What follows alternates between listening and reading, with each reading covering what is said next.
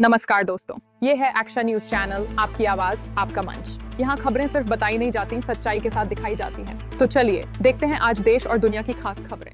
बिहार विधानसभा चुनाव से पहले जनसुराज के संस्थापक प्रशांत किशोर पीके ने एनडीए पर तीखा हमला बोला है। उन्होंने कहा, आज का सच यह है कि एनडीए के कुछ नेता अपराध और भ्रष्टाचार में आरजेडी नेताओं से भी आगे निकल गए हैं। पीके ने जेडीयू नेता अशोक चौधरी, बीजेपी अध्यक्ष संजय जायसवाल, मंगल पांडे और डिप्टी सीएम सम्राट चौधरी पर करप्शन, कब्जा और हत्या जैसे गंभीर आरोप लगाए। उन्होंने कहा, अगर जनसुराज की सरकार बनी तो स्पेशल कोर्ट बनाकर 1 साल में ट्रायल कर इन्हें जेल भेजा जाएगा। प्रशांत किशोर ने कहा कि भ्रष्टाचार से जुड़ी फाइलें तैयार हैं और सही समय पर और खुलासे होंगे। उन्होंने कहा, जो खुद को पाक साफ समझते हैं सामने आकर बताएं, लेकिन अगर जनता इन्हें जिताती है तो अपने हाल की जिम्मेदार खुद होगी।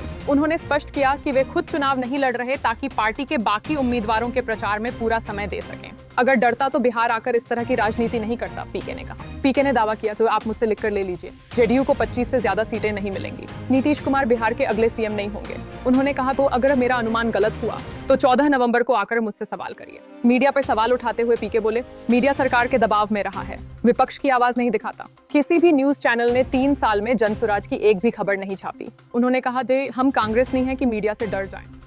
मनीष कश्यप और रितेश पांडे को टिकट देने पर प्रशांत किशोर ने कहा, उन्होंने अपनी गलती मानी है और अब अच्छा काम कर रहे हैं। गंगा में नाले मिलते हैं पर गंगा की पहचान नहीं बदलती। रितेश पांडे के विवादित गानों पर बोले, 1000 गानों में 1-2 गलत होंगे, लेकिन उनकी छवि अश्लील नहीं है।